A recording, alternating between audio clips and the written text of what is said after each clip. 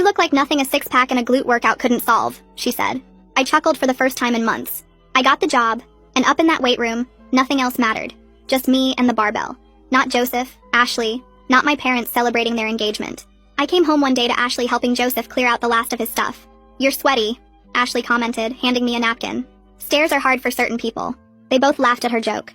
I didn't say a word, just went to change as they loaded things into their car. The gym became my outlet. What I saved, I spent on protein supplements and workout clothes that made me feel slay. The gym owner noticed I hit my goal weight and decided to pay for my qualification. Within 8 months, I had my personal training license. I started coaching women who paid me $60 an hour. One woman, Mary Ann, the wife of a real estate agent, particularly liked me. You're an inspiration. We need more people like you. She told me about an old for-sale building on the side of town without a gym. She got her husband to cut me a deal. I put my life savings into it and slept on the unheated floor eating tinned food. But people in Mary Ann's circle were already offering thousands for equity in my future gym.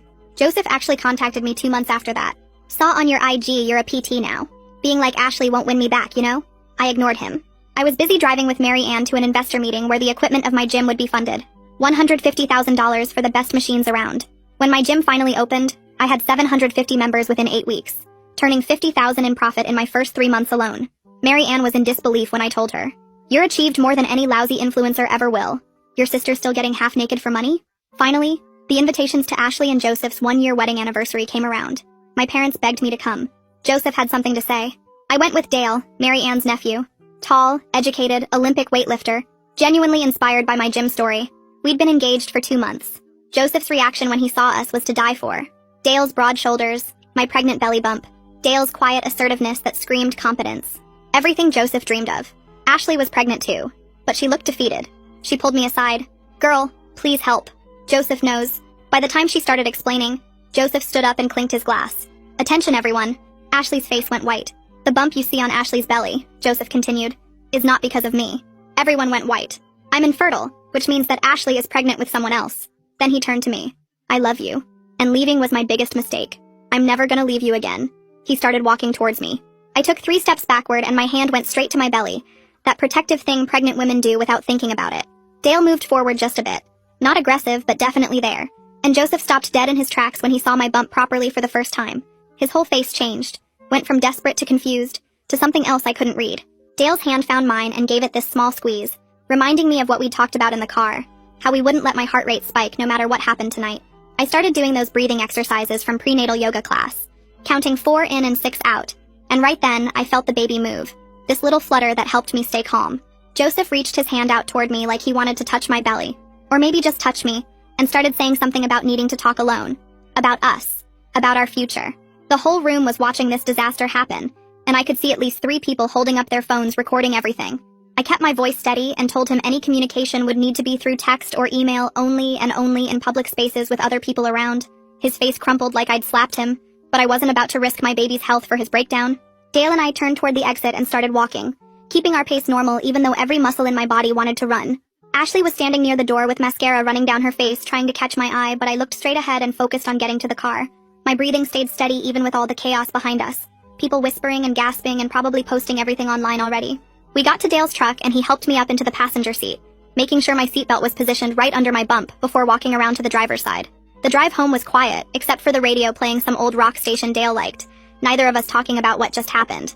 Once we got home, I grabbed my laptop and started typing everything out while it was still fresh, making a timeline of who said what and when, documenting everything in case we needed it later. Dale made chamomile tea without me asking, bringing it over in my favorite mug, the one with the gym's logo on it. He kept things light, talking about tomorrow's schedule at the gym, which trainers were covering which classes, normal stuff that had nothing to do with the disaster we'd just witnessed. I went to bed early but couldn't sleep much, kept thinking about everything that happened and what might come next. First thing in the morning, I called my OB's office and explained what happened at the party, how stressful it had been. The receptionist got me in with the doctor that same afternoon, and she checked everything, said the baby looked fine, but gave me a list of warning signs to watch for. She also suggested I might want to limit stressful situations for the next few weeks, which almost made me laugh considering my whole family was a stressful situation. I drove to the gym after the appointment and could tell immediately that everyone already knew what happened. Members were huddled in little groups near the water fountain, and the front desk staff looked up at me with these worried faces. I called a quick staff meeting in the break room and told everyone we needed to handle any questions professionally, that our members came here to work out, not to gossip. My team nodded, and I could see they had my back, which made me feel better than I had in days. I was going over membership numbers in my office when my phone rang, and Mom's name popped up on the screen. She started right in about how I should hear Joseph out for the family's sake, how this was all a misunderstanding that could be fixed if I just tried. I told her calmly that I had to go and hung up, not letting her guilt trip work on me anymore. That evening after the gym closed, I sat at my desk and typed out a text to Joseph, keeping it simple and clear. I told him I would only discuss necessary legal matters from our divorce, nothing personal, and that all communication needed to be in writing. I hit send and immediately went to his profile to block him on all social media platforms. My phone buzzed with what was probably his response, but I didn't look. Just turned it face down and went to find Dale, who was cleaning up the weight room. He looked up when I walked in and didn't say anything, just opened his arms so I could lean against him for a minute. Tomorrow would bring more drama, more calls, more people trying to convince me to do something I didn't want to do. But tonight I had my gym, my business that I'd built from nothing, and Dale, who understood that sometimes the best support was just being there without trying to fix everything. The next morning, Dale called his buddy who worked at a financial planning firm and got us an appointment for that afternoon. We sat in the office going through every single account I had, making sure Joseph's name wasn't on anything from our marriage days.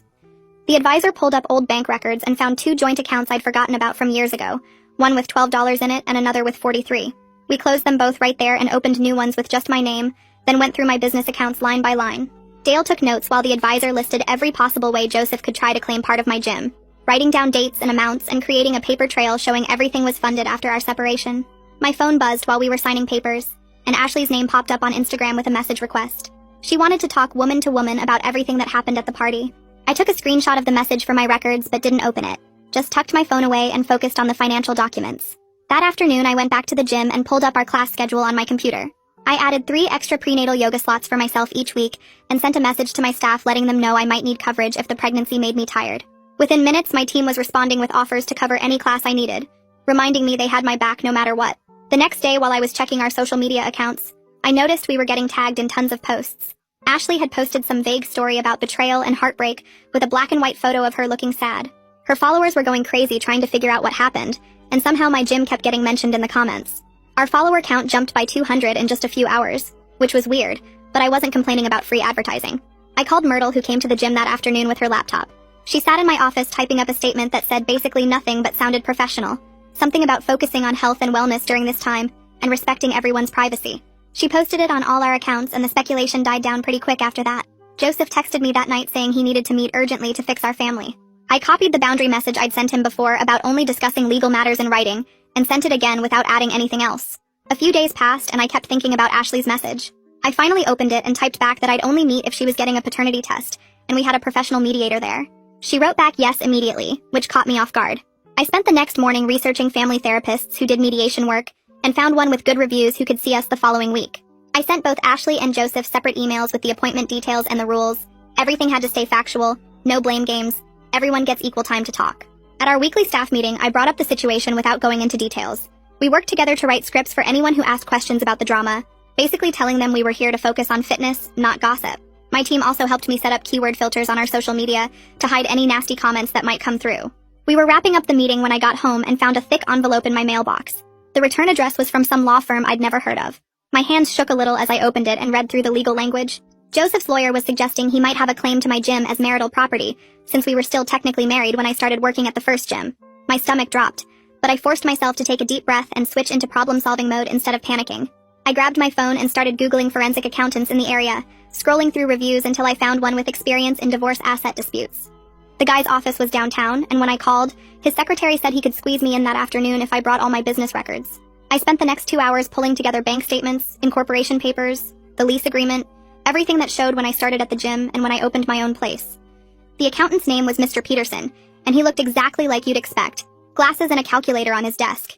He went through every single document, making copies and highlighting dates, asking me questions about inheritance money from my grandma that I'd used for the down payment. When he finished, he leaned back and told me Joseph's claim was basically garbage since everything happened after we separated, but having the paperwork organized would shut down any attempt fast. That night, Dale and I were making dinner when he brought up the mediation sessions that were probably coming.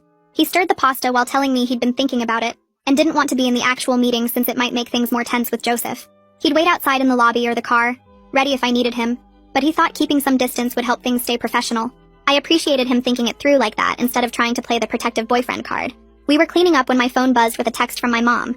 5 words that made my stomach turn. Don't destroy our family. I stared at it for a full minute, feeling that old guilt trying to creep in, but then I just deleted it and blocked her number for now. 2 days later, I woke up to find blood on my underwear, Not a lot, but enough to send me into full panic mode. Dale drove me to the emergency room while I tried not to completely lose it, convinced something was wrong with the baby. The triage nurse got me in pretty quick when I explained I was pregnant and bleeding. They did an ultrasound and the doctor said everything looked fine, just some spotting from stress. Totally normal, but I needed to rest more.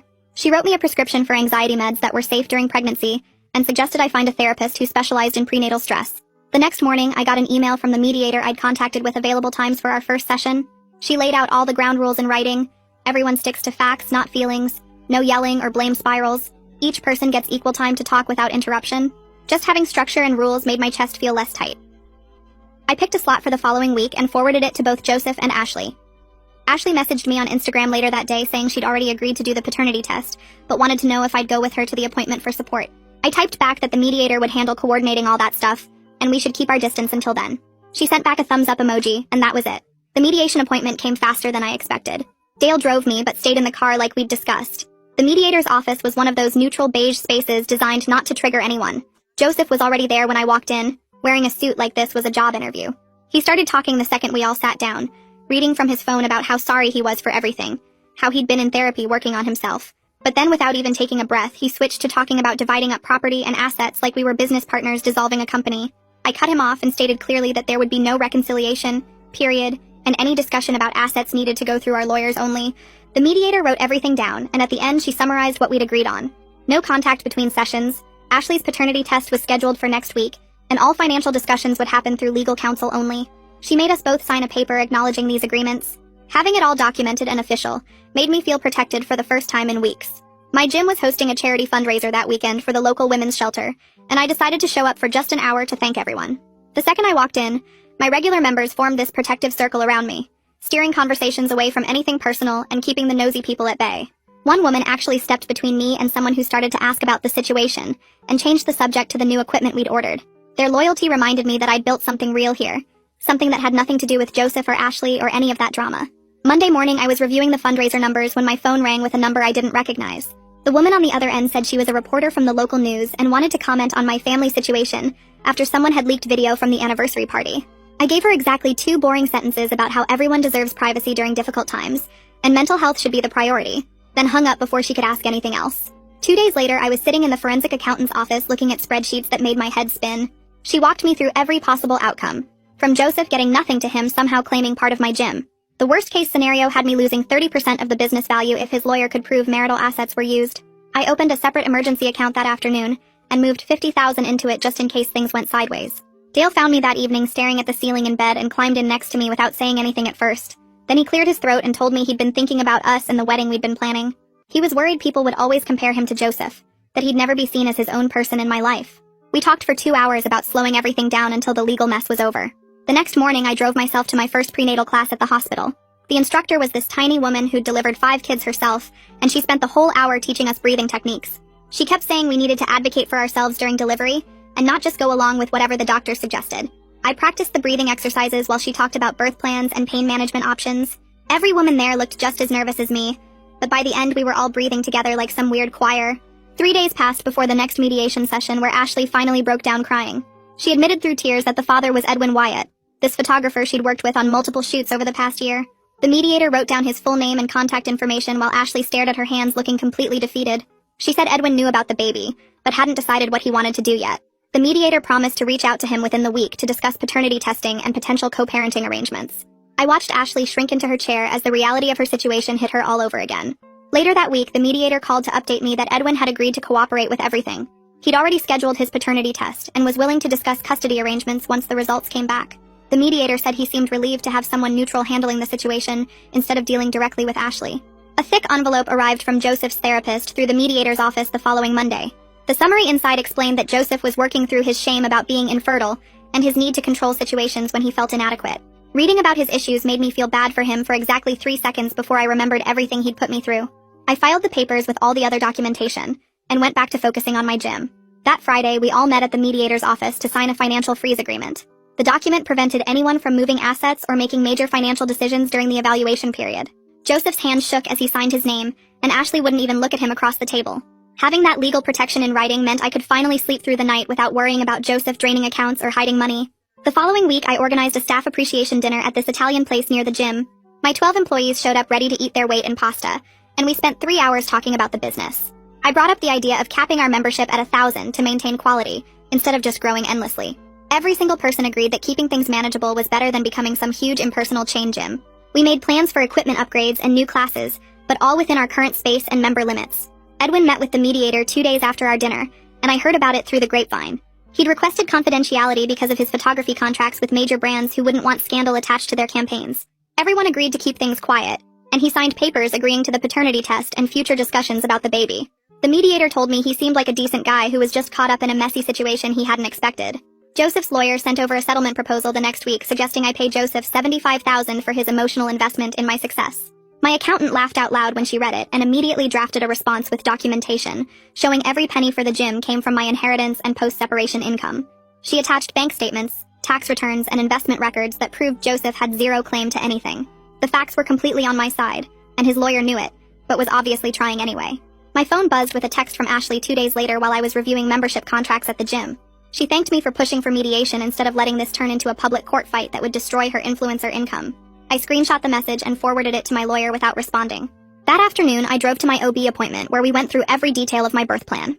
The doctor walked me through each step and made sure Dale's contact info was in the system as my primary support person. She gave me a folder with copies of everything and told me to keep one at home and one in the car just in case. Dale met me after the appointment and we sat in his truck going through the papers together. He programmed the hospital's direct line into his phone and made notes about which entrance to use for labor and delivery. 3 days later, we all showed up at the lab for Ashley's paternity test. Joseph went first, then Ashley, then Edwin, who drove up in a rental car looking uncomfortable but cooperative. The tech took cheek swabs from everyone, and the mediator logged all the sample numbers and told us results would take 2 weeks.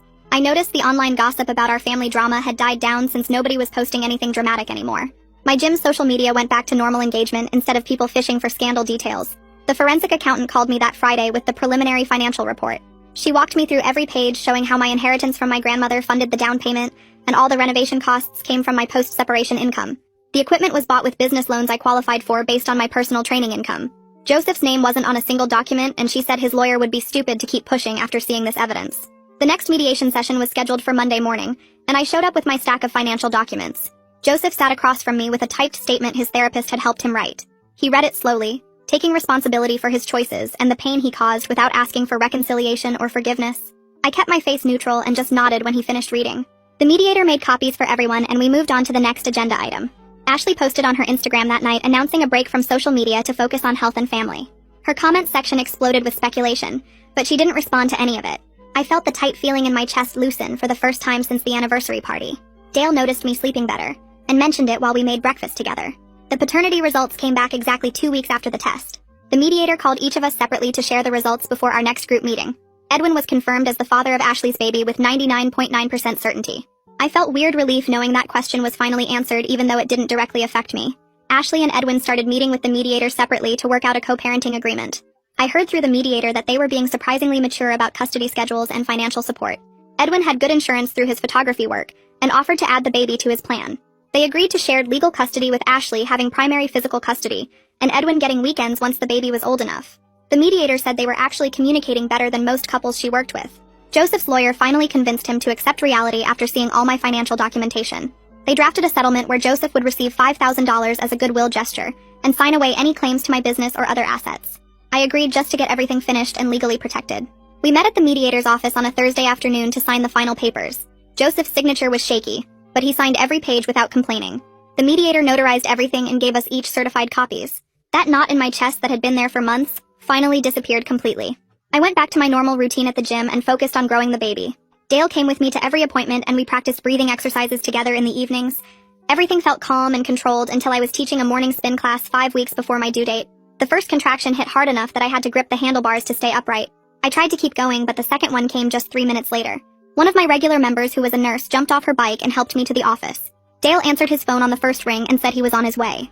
He showed up in 12 minutes and helped me to his truck while staying completely calm. He grabbed the hospital bag we'd packed weeks ago and drove steady but fast while I breathed through contractions that kept getting stronger. The birth plan we'd practiced kicked in perfectly, and the nurses were ready for us when we arrived at the emergency entrance. They got me into a room right away, and the contractions kept getting worse every couple minutes. The nurse checked me and said I was already at 6 centimeters, which explained why everything hurt so bad. Dale held my hand and counted through each contraction while I tried to remember all those breathing exercises we practiced. Hours went by with machines beeping and nurses coming in and out to check the monitors. Around hour 8, things slowed down and the baby's heart rate dropped a little, which made everyone move faster. The doctor came in and explained they might need to do a C-section if things didn't pick up soon. I squeezed Dale's hand harder and focused on pushing when they told me to. Another 4 hours of pushing and repositioning and the doctor using some kind of vacuum thing to help. Finally, at 3:47 a.m., our daughter came out screaming and they put her right on my chest. Dale actually cried when she wrapped her tiny fingers around his pinky, and I'd never seen him cry before. The nurses cleaned her up and weighed her while I got stitched up from tearing. 7 pounds 2 ounces and perfectly healthy despite coming early. That night, while Dale slept in the uncomfortable chair next to my bed, I pulled out my phone and typed a quick message to Ashley. Just said I hoped her delivery went smoothly when her time came and to take care of herself. Felt weird but also right somehow. She read it but didn't reply, which was fine. We stayed 2 more nights in the hospital learning how to change diapers and swaddle and all that stuff. When we finally got home, there were containers of food stacked on our porch from my gym staff. They'd organized this whole meal train thing without me even asking. Casseroles and soups and salads all labeled with heating instructions. I texted my assistant manager the passwords for the scheduling system and told her to handle everything for the next 2 weeks. She sent back a thumbs up and told me not to worry about anything. 3 weeks later, we had to go to the final mediation session, which I really didn't want to do with a newborn, but it needed to happen. Dale stayed in the waiting room with the baby while I went in. Joseph looked different somehow. Calmer, maybe. He told the mediator about starting therapy twice a week and enrolling in some technical training program for HVAC certification. The divorce papers were all ready, and he signed everything without arguing. When it was done, I felt this weird lightness in my chest. 2 months after that, Ashley had her baby and sent me one photo of a tiny boy wrapped in a blue blanket. The message just said thanks for suggesting mediation instead of court battles. We weren't going to be friends or anything, but at least we weren't enemies. I started bringing the baby to the gym for the early morning members-only sessions, since there was a quiet room I could use for nursing. The business kept running smooth with my team handling most of the daily stuff while I checked in remotely. My parents called asking to visit and I gave them clear rules. 2 hours max, no talking about Joseph or Ashley, just focus on meeting their granddaughter. They actually showed up on time and followed every rule, which surprised me. Mom held the baby and talked about her knitting projects while Dad took about 50 photos. When their 2 hours were up, they left without arguing. That weekend, Dale and I sat on the floor surrounded by baby clothes we'd gotten as gifts. He mentioned maybe we should think about getting married next year or whenever felt right. No rush, no pressure, just 2 people building something real together. We both knew we had time to figure it out. Appreciate you hanging out with me through all this. I've still got a ton of questions, but hey, that's just how my brain works. I'll see you around next time. If you made it to the end, drop a comment. I love reading all your comments. I was sitting in class when the substitute teacher stuck her hand out and said, "Spit out your chewing gum." I laughed nervously but put it in her hand anyway. Suddenly, she collapsed to the floor. Her whole body started shaking like she was having a seizure. Multiple people called 911 at once, all yelling over each other. "Get the nurse! Get help! Somebody do something!" I just sat there frozen, pinching myself to see if I was in a fever dream. The nurse burst in with an EpiPen. Her throat's closing up. She jabbed it into Mrs. Pierce's thigh. Kids started backing away from my desk, and Ella grabbed my arm hard. "What did you do?" "Nothing! I just spit out my gum!" Someone behind me whispered, "Murderer." The paramedics arrived and immediately put on double gloves before approaching me. One paramedic kept asking if she'd been stung by something or if anyone saw her take medication. They checked her arms and neck for bug bites. I kept saying she just asked about my gum, but he looked at me like I was wasting his time with irrelevant information. They wheeled her out, and her body was still twitching.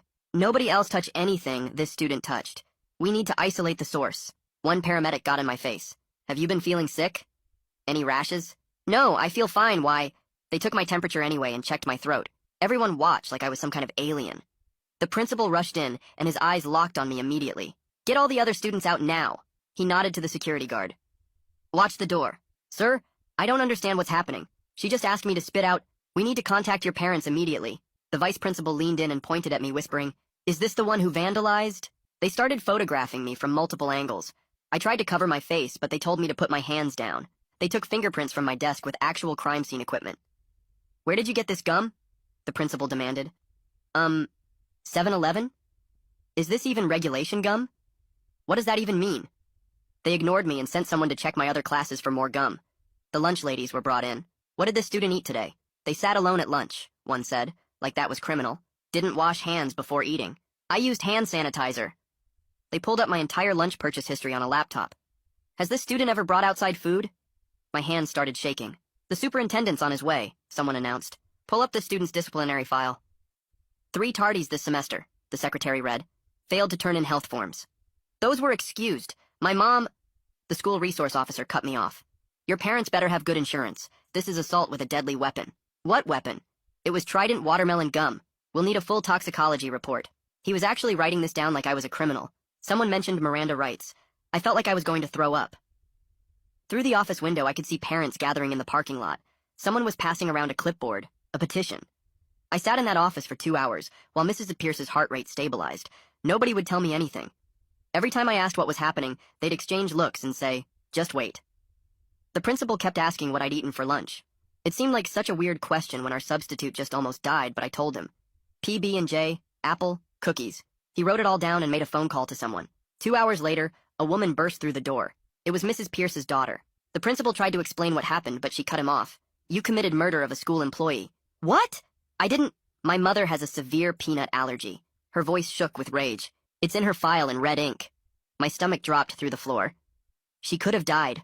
One particle can trigger anaphylaxis. The pieces clicked horribly into place. My peanut butter and jelly lunch. The gum after. I was suspended immediately. "Effective right now," the principal said, not meeting my eyes. Security escorted me out past the mob of parents. I figured that was it. But I was wrong. A week later, the college rejection letters started piling in.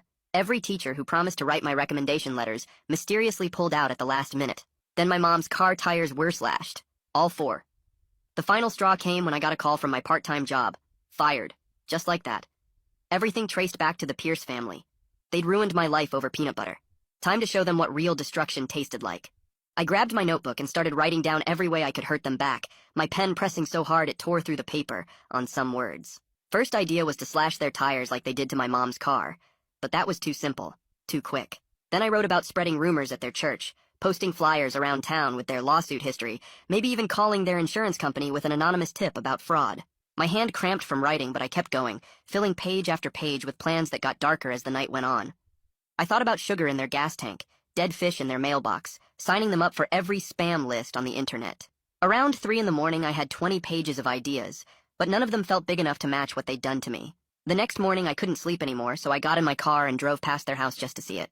Mrs. Pierce lived in one of those perfect suburban houses with the white fence and the garden gnomes, and her daughter's silver Honda was parked in the driveway with that stupid bumper sticker about her kid being an honor student at the elementary school. I slowed down enough to see their recycling bin was full of wine bottles, and their lawn was starting to go brown in patches. The curtains were still closed even though it was past 9, and I noticed they had one of those security company signs in their yard, probably new since the incident. I drove around the block 3 times, memorizing every detail, where the streetlights were, which houses had dogs, whether there were any cameras visible. Then I headed to the library because I needed to be smart about this, couldn't use my own computer or internet for what I was planning. The library had those old computers in the back that nobody ever used, perfect for creating fake Facebook and Twitter accounts without leaving a trail back to me. I made 5 different profiles using random photos from stock image sites, gave them basic backstories about living in town for years, started following local business pages and community groups to make them look real. Each account had a different personality, but they all had one thing in common. They were going to start asking questions about the Pierce family. My first posts were careful, nothing too obvious, just innocent questions in the town Facebook group about whether anyone else had noticed how the Pierce family always seemed to get their way with the school board. Within an hour, 3 people had commented with their own stories about Mrs. Pierce throwing fits at PTA meetings when the bake sale couldn't accommodate her allergies, demanding special treatment at every school event, making other parents feel bad for bringing normal snacks to class parties. One mom said Mrs. Pierce had threatened to sue when her kids' birthday cupcakes were brought to the school, even though her daughter wasn't even in that class. I screenshotted everything and kept digging, using the library's access to public records databases that most people didn't know existed. That's when I found the gold mine. 3 separate lawsuits filed by Mrs. Pierce against local businesses in the past 5 years, all claiming negligent allergen exposure, all settled out of court for undisclosed amounts. There was the ice cream shop that had to pay out when she claimed cross-contamination, the bakery that settled after she said they didn't properly label their items, and even a lawsuit against the movie theater for serving Peanut M and Ms. The pattern was so obvious once you looked for it, they'd find a business, claim exposure, threaten to go public, then settle quietly. My phone buzzed with a Facebook message to one of my fake accounts from someone named Lance Crawford, who said he was a journalist with the local paper and had seen my posts about the Pierce family. He wanted to know if I had any more information about these lawsuits, said he'd been hearing rumors for years, but nobody would go on record. I was careful with my response, told him I'd just noticed some patterns in public records, and thought it was interesting how often they seemed to end up in legal disputes. I sent him the case numbers for the lawsuits, but didn't give him anything that could trace back to me, let him do his own digging and draw his own conclusions. 3 days later, I was at the grocery store buying milk when I heard 2 moms in the next aisle talking about whether peanut allergies were even real or just parents being dramatic for attention. One of them mentioned seeing something online about the Pierce family's lawsuit history, wondered out loud if maybe some people used allergies as a way to get money from businesses. I pulled out my phone and posted from another fake account, a simple question asking if anyone else thought it was weird how many businesses in town had been sued for allergen exposure by the same family. The comments started flooding in within minutes, people sharing stories I hadn't even heard yet, connecting dots I hadn't seen. My mom walked into my room that night and saw me hunched over my laptop, asked what I was working on so intensely. The lie came out smooth and easy, told her I was researching community colleges since all my first choices had rejected me, looking at programs that might still accept late applications. She rubbed my shoulder and said she was proud of me for not giving up, that the Pierce family couldn't keep me down forever, and I felt sick about lying, but also weirdly proud of how good I'd gotten at it. My phone lit up with a text from Ella, saying she'd been thinking about what happened and something didn't feel right about the whole thing. She wanted to meet at the coffee shop tomorrow to talk, said she had some things she wanted to tell me about what she'd heard after I was suspended.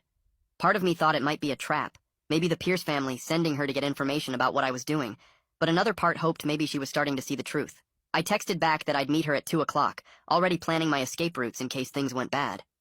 The next day, I got to the coffee shop early and sat where I could see both exits. Watched Ella walk in looking nervous and guilty. She sat down across from me and immediately started apologizing for grabbing my arm that day, said she'd been caught up in the panic and didn't think straight. She told me she'd been noticing things since then, how the Pierce family seemed to have a lot of power in town, how Mrs. Pierce's daughter had bragged about getting me fired from my job, how the whole thing felt planned, somehow.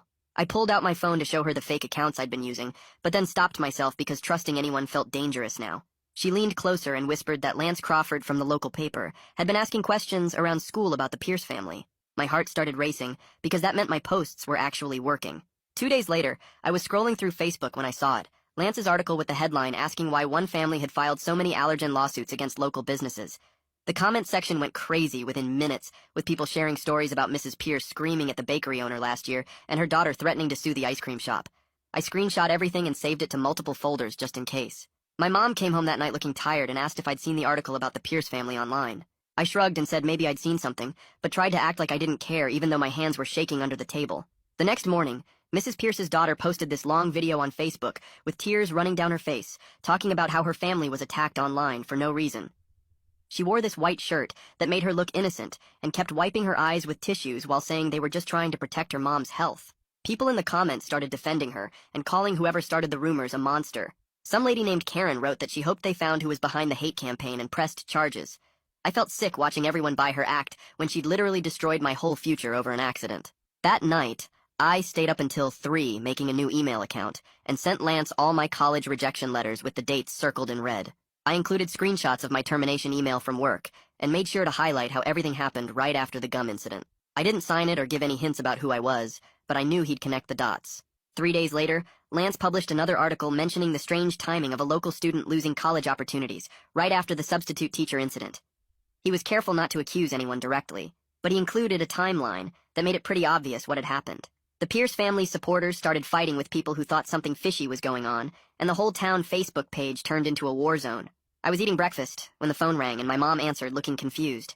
She covered the phone and mouthed that it was the principal, then her face went white as she listened.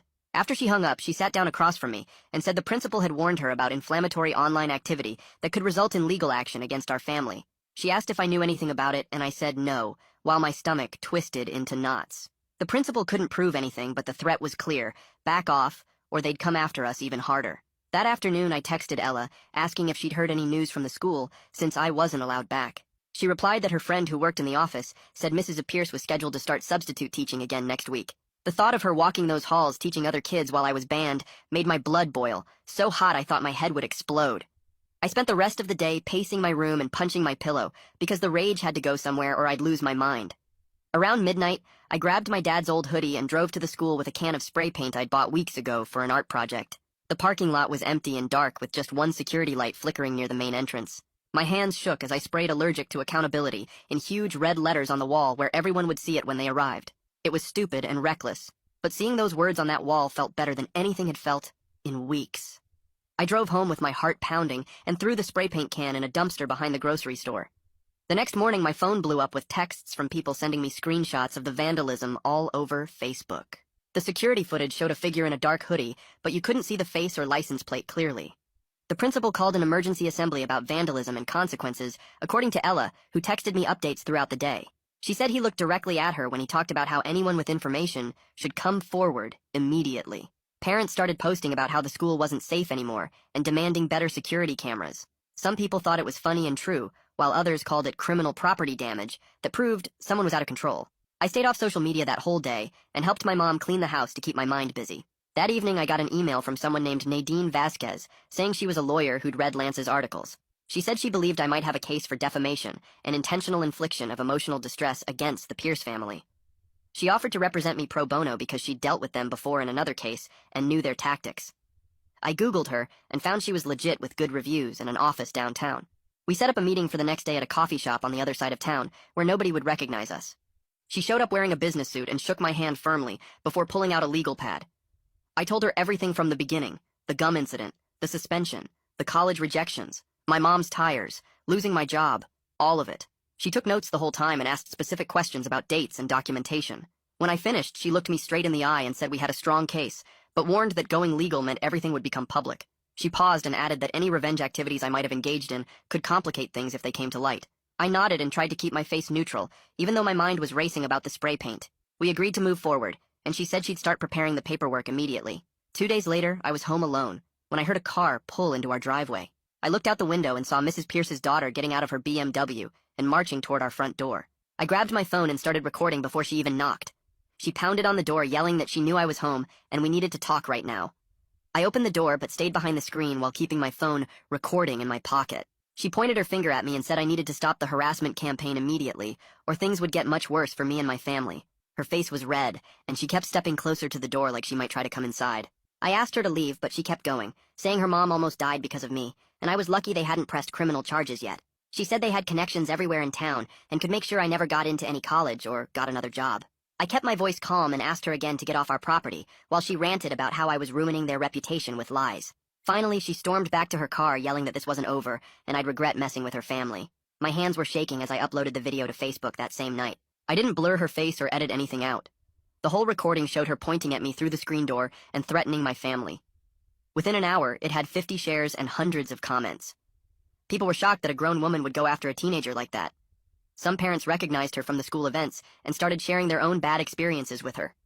The video spread through local Facebook groups, and someone even posted it on the town's Reddit page. By morning, it had thousands of views, and the comments were brutal. People called her a bully and said she should be ashamed of herself for threatening a kid. The principal called my house at 7 a.m., demanding I take it down immediately. I told him no, and hung up. 2 days later, a process server knocked on our door with legal papers. The Pierce family was filing for a restraining order, claiming I was running a harassment campaign against them. The paperwork said I was causing them emotional distress and damaging their reputation. My mom read through it and laughed at the part where they claimed to be victims. We had to appear in court the following week. Nadine met us at the courthouse wearing a sharp black suit and carrying a thick folder of evidence. She'd organized everything perfectly with tabs and labels. The timeline of my college rejections matched exactly with when the Pierce family started their campaign. She had screenshots of the job termination email that came right after the incident. She even had the police report from when my mom's tires were slashed, though they couldn't prove who did it. The judge was an older woman with gray hair who looked tired before we even started. The Pierce family's lawyer went first and painted me as a dangerous student who'd poisoned a teacher and was now stalking the family online. He showed printed screenshots of the fake social media accounts I'd made and tried to connect them to me. Nadine objected and pointed out they had no proof those accounts were mine. When it was our turn, Nadine laid out everything chronologically. She showed how the college rejection started immediately after the suspension. She had emails from my former boss saying he'd been pressured to fire me. She presented the threatening video I'd recorded of the daughter at our house. The judge watched it twice and frowned at the Pierce family's lawyer. After 2 hours of arguments, the judge granted a mutual restraining order, meaning neither side could contact the other. She said both families needed to move on and warned that any violations would result in criminal charges. Outside the courthouse, Nadine told me this was actually good for us because it protected me from further retaliation. That afternoon, Lance called me with huge news. He'd been digging through school records using a Freedom of Information request and found something incredible. The substitute teacher database showed Mrs. Pierce's allergy information was updated 3 days after the incident.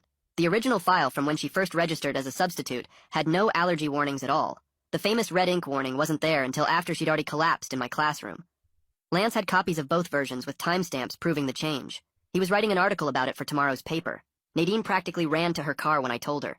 She spent the rest of the day preparing our lawsuit against the Pierce family and the school district. The complaint was 40 pages long and alleged negligence on the school's part for not having proper allergy protocols. It accused the Pierce family of defamation and intentional interference with my economic opportunities. She filed it electronically that evening and hand-delivered copies the next morning.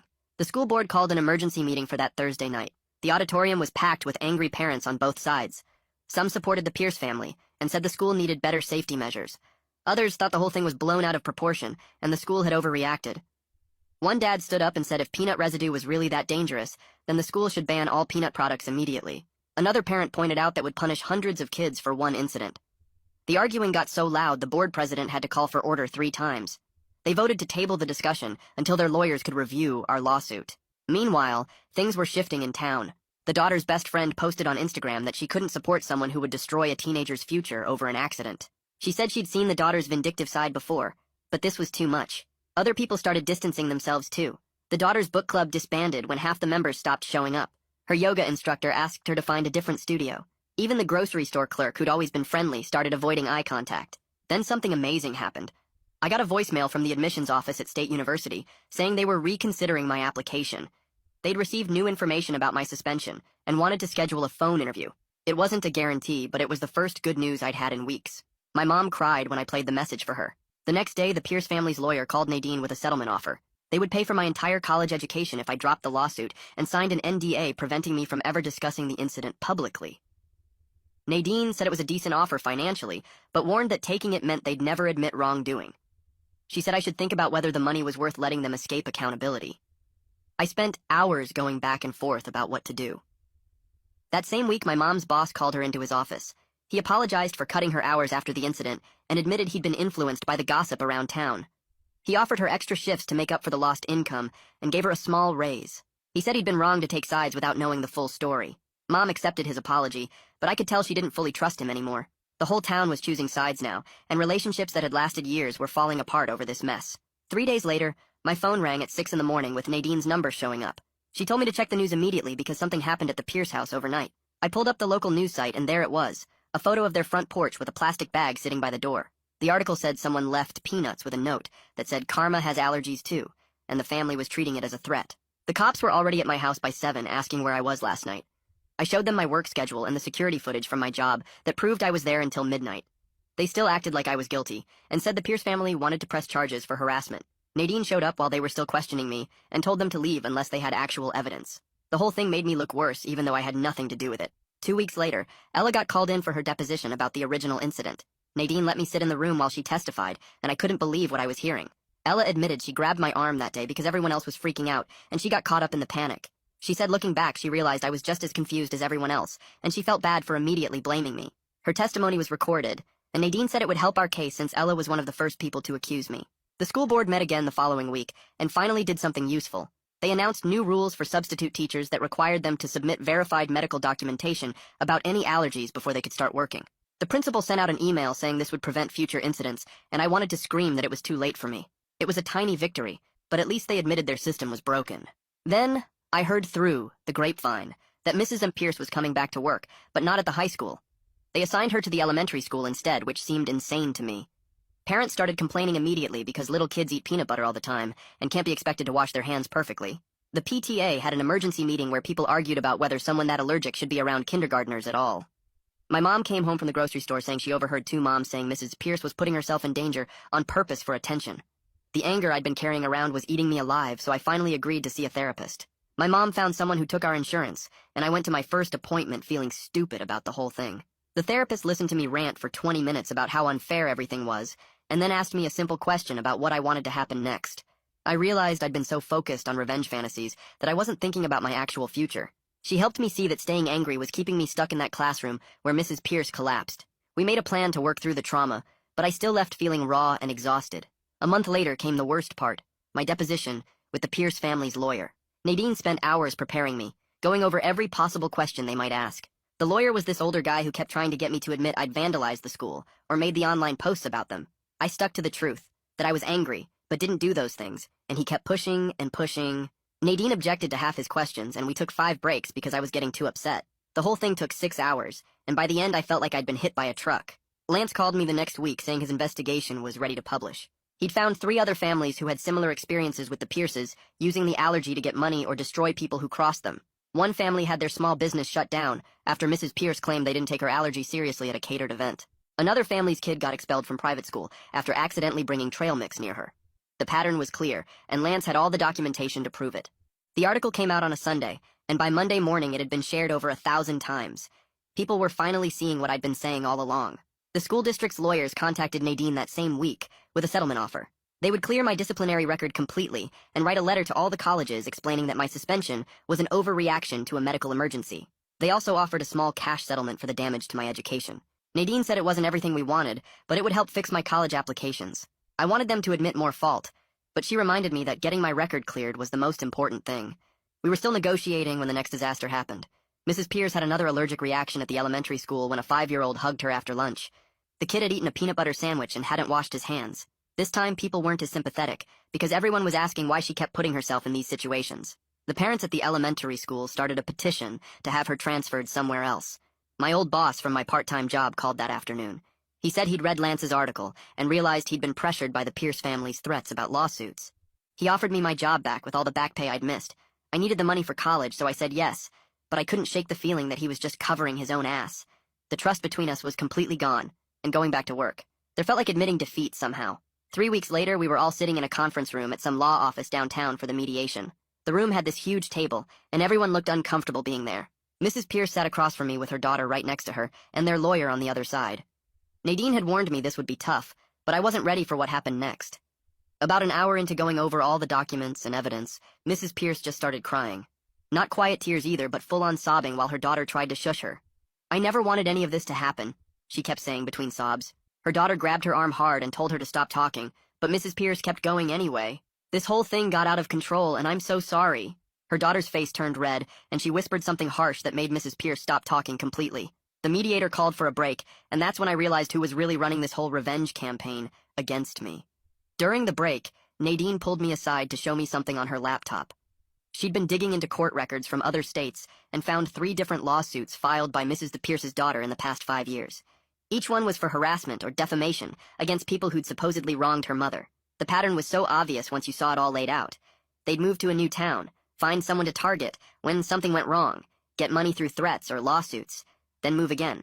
One family in Ohio had their bakery almost shut down after Mrs. Pierce claimed they didn't take her allergy seriously. Another case in Michigan involved a teacher who got fired after accidentally bringing almonds to a staff meeting. Nadine had printed everything out, and when we went back into the mediation room, she slid the papers across the table. Their lawyer's face went white when he saw it all. The mediator spent the next 2 hours going through everything, and finally said what we all knew was coming. He recommended the Pierce family pay for my college costs, plus damages for the lost job and other stuff, but they wouldn't have to admit they did anything wrong legally. It made me so mad that they could destroy my life and just write a check to make it go away. Nadine squeezed my hand under the table and reminded me that going to trial would take years and might not end any better. The meeting ended with them saying they needed time to think about it. I spent the next 4 days barely sleeping and going back and forth about what to do. My mom sat with me at the kitchen table going through all the pros and cons over and over. She kept reminding me that my future was more important than making them admit what they did. "You can rebuild your life with that money," she said. "Or you can spend years fighting and maybe get nothing." She was right, but it still felt wrong to let them buy their way out of this. On the 5th day, Nadine called to say they'd agreed to the settlement but wanted a full NDA, so I could never talk about what happened. That was their final offer, and if we didn't take it, they'd fight us in court forever. I told Nadine, absolutely not. If I took their money, I at least wanted people to know the basic facts about what really happened. We went back and forth for another week with lawyers arguing about every little detail. Finally, their lawyer admitted that going to trial would be worse for them because all the evidence about their past lawsuits would become public record. They agreed to the settlement with no NDA on the basic facts, just couldn't share the settlement amount or their personal information. The check came through 2 weeks later, and when I saw the amount, I actually felt sick. It was enough for 4 years of college, plus living expenses, plus extra for all the damage they'd caused. My mom cried when she deposited it because she'd been so worried about how we'd pay for college after everything that happened. The money sat in that account feeling dirty, like I'd sold out somehow, but it was also my only chance at the future they'd tried to steal from me. A week after that, 2 of the colleges that had rejected me sent new letters. The school district had finally sent out their letter explaining that my suspension was an overreaction to a medical emergency and shouldn't be held against me. One was my dream school 3 states away, and the other was local. I picked the one farthest from this town without even thinking twice. I needed to go somewhere nobody knew this story, where I could just be a normal college student instead of the kid who almost killed a teacher with peanut butter. The same day I accepted the college offer, Mrs. Pierce's daughter posted another video online trying to play victim one last time. She talked about how her family was persecuted and forced to pay money they didn't have, but this time the comment section destroyed her. People had seen Lance's articles and knew about their history of lawsuits. Someone posted screenshots of the other families they'd targeted. Another person found records showing they weren't poor at all, but had plenty of money from all their previous settlements. Within 3 hours, she deleted the video, but screenshots were everywhere. 2 days later, she posted that they were moving to another state for a fresh start because of all the harassment they'd faced here. Good riddance. Graduation day came faster than expected, and the principal had called to say I was allowed to walk with my class despite everything. My mom helped me iron my cap and gown the night before, and we didn't talk about how different this day was supposed to be. When they called my name, some people clapped while others stayed silent. A few parents actually booed, but I kept my head up and walked across that stage knowing I'd survived everything they'd tried to do to me. I shook the principal's hand even though part of me wanted to refuse, took my diploma, and walked off that stage finally free from that place. The next week there was an award ceremony for local journalism, and Lance won first place for his investigation into the Pierce family. In his acceptance speech, he thanked a brave young person who refused to be silenced without saying my name. He held up that award and said sometimes the truth takes time to come out, but it always finds a way. I watched the live stream from my room while packing for college and actually smiled for the first time in months. The next morning, my mom and I took the settlement check to the auto shop to finally fix her car the right way. The mechanic showed us the damage from the slashed tires and said whoever did it used a box cutter based on the cut patterns. My mom didn't say anything about it, but I saw her jaw tighten when she signed the repair order. We used part of the settlement money, and she kept the receipt in a folder she labeled evidence, even though we both knew we'd never need it again. That same week, Ella started texting me and asked if I wanted to grab coffee after school. I met her at the Starbucks near campus, and she told me how watching me fight back against the Pierce family made her realize she'd been letting people walk all over her too. She'd finally reported the girls who'd been stealing her lunch money since freshman year, and they got suspended. We started hanging out more, and she helped me pack for college while telling me about her own plans to study nursing. She said that day in class when Mrs. Pierce collapsed, taught her she wanted to help people in medical emergencies, instead of just standing there frozen. I drove past the Pierce house one afternoon and saw the for sale sign had been up, so long it was starting to fade. The realtor told my mom at the grocery store that nobody wanted to buy it after everything that happened. People in town called them the lawsuit family now, and nobody wanted that bad energy in their house. I spent 3 days writing my college essay about the whole mess and how it taught me that injustice can happen to anyone, but fighting back matters more than winning. The admissions counselor emailed me later, saying it was one of the strongest essays she'd read that year, and it showed real character growth. A letter came from Mrs. Pierce 2 weeks before graduation, and I could tell her lawyer wrote it because it used words like regrettable incident and unintended consequences. She said she was sorry for how things escalated, but never actually admitted they went too far. I kept the letter in my desk drawer as a reminder that some people will never really take responsibility. The school sent out an email about new mandatory allergy training for all staff and students starting next year. Kids started calling it the Pierce Protocol when teachers weren't around, but nobody said it to their faces. They made everyone watch a video about cross-contamination and how to use an EpiPen, and the principal announced zero tolerance for food bullying. My last week in town, I had to drive past their house to get to the bank and saw a moving truck in the driveway. Workers were loading boxes and furniture, while Mrs. Pierce stood on the lawn directing them. I didn't feel happy or sad or angry, just empty where all that rage used to live. 3 months later, I was at freshman orientation, listening to the residence life coordinator talk about roommate agreements. Nobody knew who I was or what happened, and I liked it that way. When people asked where I was from, I just said a small town and changed the subject. My roommate showed up on move-in day and immediately told me he had a severe tree nut allergy. I helped him check every food item I'd brought and threw out anything that might have been processed near nuts. We put up signs on our door and established a whole system for keeping him safe because I knew how serious allergies were, but also knew they shouldn't be used as weapons. He was grateful I took it seriously without him having to explain why it mattered. We became good friends, and he never knew about my history with allergy-related drama. Nadine texted me in October saying the Pierce family was investigated for insurance fraud in their new state.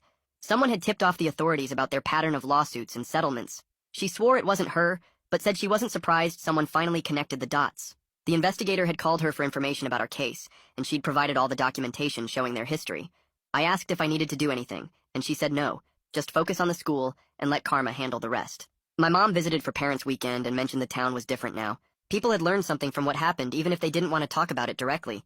The school had better policies, and parents were more careful about not turning accidents into vendettas. She said the Pierce house finally sold to a young family who got it for way under asking price. The new owners didn't know the whole story, and my mom didn't tell them. That winter break, I ran into the principal at Target, and he stopped me near the electronics section. He said he was sorry for how he handled everything, and that he should have investigated more before suspending me. I told him it was done and I was doing fine at college, but I didn't forgive him. Some things change you, and some bridges stay burned, and that's okay.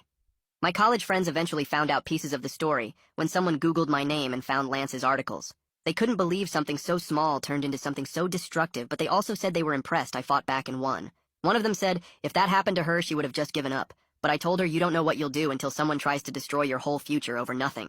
Parents' weekend came up in October, and my mom drove 6 hours to visit me at college. We walked around campus, and she kept looking at other families, and then told me the town was different since everything happened. Nobody really talked about it directly, but people had learned something from watching how fast things got out of control. The school changed their policies, and parents were more careful about not turning every little thing into a huge fight. She said the Pierce house finally sold to a young couple who got it cheap because nobody else wanted it. I showed her around the dorms and introduced her to my roommate, who she liked right away. We went to the dining hall, and she noticed how I checked every food label carefully now, and how I always washed my hands twice before eating anything. That night after she left, I sat at my desk filling out the paperwork to declare my major. I wrote pre-law on the form and thought about Nadine and how she fought for me when nobody else would.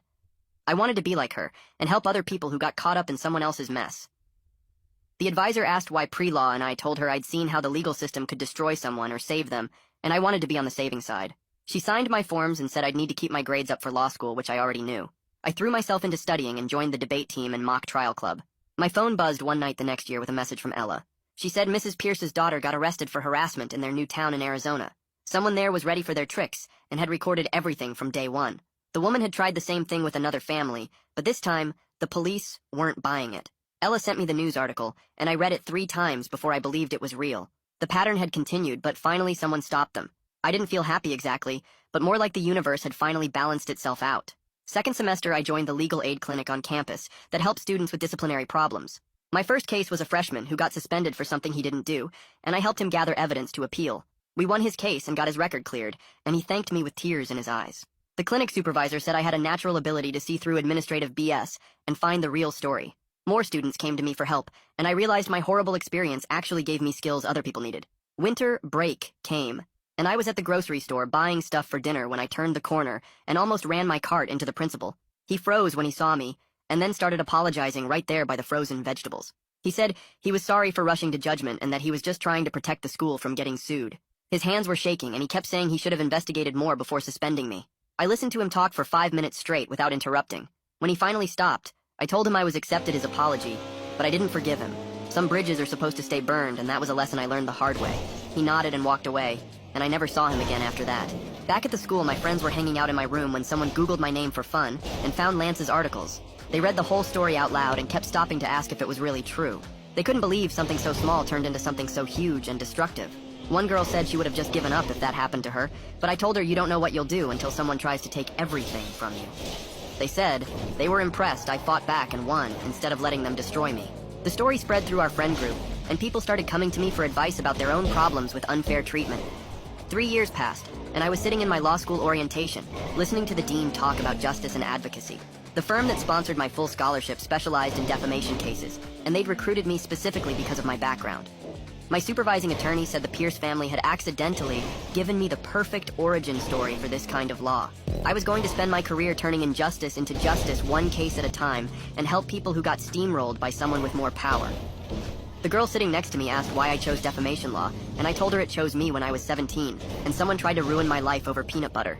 She laughed, thinking I was joking, but then saw my face and realized I was serious. That's when I knew I'd found my calling, and the Pierce family's attempt to destroy me had actually created exactly who I was supposed to become. Thanks for letting me question things right alongside you. It's been a ride just wondering together. Until next time, take care out there. Like the video, it helps more than you think. My husband punched my pregnant sister in the stomach, and thank God he did. My husband walked up to my 8 months pregnant sister during her baby shower and punched her full force in the stomach. She folded in half and crashed backward into the gift table while 50 guests screamed. I shoved him backward, screaming, "What is wrong with you?" while my mom called 911 sobbing about assault on a pregnant woman. My dad and brothers pinned my husband against the wall, and I was hitting his chest, calling him a psychopath while my sister lay on the floor holding her belly and crying that something was wrong. Her boyfriend was checking for blood, and everyone was filming while my grandmother was having chest pains from the shock. My aunts grabbed their kids and ran while I dropped beside my sister trying to feel the baby kick, but she kept pushing my hands away saying, "Don't touch it, hurts too much." The neighbor who was a midwife tried to come help, but my sister curled into a ball screaming not to touch her stomach. My uncle was on the phone with his lawyer saying we needed to press charges for attempted murder of an unborn child, while my sister's mother-in-law fainted and had to be laid on the couch. My sister kept her arms wrapped around her stomach so tight nobody could get close, crying that she could feel something was wrong inside. "Look at her stomach where I hit her," my husband yelled while fighting against the men holding him, and I wanted to kill him until I saw it. A deep dent in my sister's belly that wasn't popping back out. That's memory foam under her dress, not a baby, and I can prove everything she's been doing. I got to my sister before she could stop me and felt around the dent. My hands hands went numb pressing against foam edges and Velcro straps where my nephew should have been. She's been buying different sized fake bellies online to fake the progression, stealing ultrasound photos from pregnancy forums and photoshopping her name on them, and scamming everyone for $30,000 in medical bills for appointments that never existed because I checked with every OB in the city. I kept pressing on the dented foam while my sister tried to push me away, and everyone started grabbing at her stomach, finding more straps and padding underneath. I followed her after she said she had an OB appointment yesterday, and she went to a bar and drank for 2 hours, then bought 3 more fake bellies at a costume shop downtown. My sister was crying, screaming at him to shut up, but he didn't listen. My grandmother looked like she was about to faint. My husband showed us her laptop from when she'd left it at our house. Search history full of realistic pregnancy bellies, and how to fake morning sickness and pregnancy symptoms by week, and what to say at baby shower. But here's why I had to stop this today. My husband said while struggling against my brother's grip, sweat pouring down his face. I saw her at the hospital last week following a teenage patient around the maternity ward, and security footage shows she's been going to the teen pregnancy support group pretending to be pregnant for 2 months. Our mother was sobbing while my husband showed us screenshots from the hospital cameras of my sister trailing behind a young pregnant girl who was always alone, sitting next to her in the cafeteria, walking her to her car. She befriended this girl who has no family, found out she's being induced tomorrow morning at 6 a.m., and yesterday bought a car seat and nurse scrubs, and was checking tomorrow's shift schedules to find the window when the nurses change over. My sister had told everyone she was delivering at a birthing center that doesn't exist, planning to disappear tonight and come back tomorrow with a stolen newborn she'd claim was hers. She'd even been practicing forging birth certificates and had bought a breast pump and formula to make feeding the stolen baby look real, plus she'd been taking hormones to induce lactation. The foam belly shifted completely sideways, and my mom ripped my sister's dress up, exposing the entire prosthetic contraption strapped around her waist. Everyone was screaming, and my sister's boyfriend backed away from her while she looked for exits like a trapped animal. My cousin was on the phone with Elise describing the fraud and planned kidnapping while my aunts calculated how much money they'd given her for fake medical expenses. "You ruined everything!" my sister snarled at my husband, ripping off the fake belly and throwing it at his feet. "That teenager's a drug addict who doesn't deserve a baby, and I would have given it a perfect life." She started for the door, but my dad and brothers blocked her path, forming a wall. I watched my sister's face change into something I'd never seen before in 30 years of knowing her, like watching a mask finally fall off, and none of us were prepared for how far she was willing to go to get what she wanted. She broke free from my dad's grip and lunged straight at my husband with her nails out like claws. My brothers caught her midair and slammed her down onto the living room carpet. She was kicking and screaming that we ruined her perfect plan while the fake belly lay there dented and twisted. My husband kept yelling for everyone to listen about the hospital footage while my sister thrashed on the floor. The police sirens were already getting closer because my cousin had called them 5 minutes ago. My sister's boyfriend stood frozen by the couch just staring at the foam prosthetic like his brain couldn't process it. 2 police cars pulled up and officers rushed through our front door while my sister tried to crawl toward the back exit. My cousin showed them her phone with all the screenshots my husband had sent of the purchases and hospital security footage. The officers looked at the fake belly on the floor and then at my sister who was still fighting my brothers. They pulled out handcuffs while she screamed that the teenage girl didn't deserve her baby anyway. She kept switching between sobbing about how we betrayed her and threatening what she'd do when she got out. The officers read her rights while dragging her toward the police car as all the neighbors came out to watch. My grandmother was clutching her chest on the couch while my aunts fanned her with napkins from the gift table. The detective who showed up said they needed to contact the hospital immediately about the teenage patient. My husband gave them Becca Torres's name and they called it in right away to get her protection. Within an hour, the hospital had moved her to a secure floor with guards posted outside her room. They got an emergency protection order signed by a judge that same night to keep my sister away. The detective said my sister had been watching this girl for 2 months according to the security footage, but then another officer walked up to my husband and said he was under arrest for assault. Everyone started yelling that he was protecting a baby from being kidnapped, but the officer said assault is assault. My husband put his hands behind his back while I scrambled to find our checkbook for bail money. He spent that whole night in a holding cell while I called every lawyer in our phone book. Nobody wanted to take a case this crazy until I found one who said he'd meet us in the morning. I didn't sleep at all and drove to the courthouse at 6 a.m. with $5,000 cash for bail. The lawyer looked at all the evidence and said my husband definitely saved that baby from being stolen. He thought we could get the charges reduced to a misdemeanor, but my husband would still face some punishment. While we were at the courthouse, my sister's boyfriend showed up at our door completely wrecked. He kept asking how long she'd been lying because he'd painted a whole nursery yellow last month. He'd told his entire family they were having a baby and bought a crib that cost $2,000. I showed him the laptop with her search history going back over a year of fake pregnancy research. He threw up in our bathroom when he saw she'd been taking hormones to make her breasts leak milk. My mom called me crying because Channel 7 had already picked up a story about the attempted kidnapping. Our last name was all over the evening news, and she couldn't leave her house without reporters asking questions. The grocery store clerk asked her if she was the mother of the woman who tried to steal a baby. Dad had to take time off work because his coworkers kept staring and whispering in the break room. The detective called and asked me to come with them to search my sister's apartment for more evidence. We found 3 notebooks filled with details about Becca Torres and her daily schedule at the hospital. She'd written down what the girl ate for lunch and which bathroom she used most often. There were photos of Becca walking to her car that my sister had taken from across the parking lot. She'd studied this poor girl for months like she was planning a military operation or something. The detective found receipts for the nurse scrubs and a fake hospital ID badge she'd ordered online. While we were searching, I found credit card statements with my name on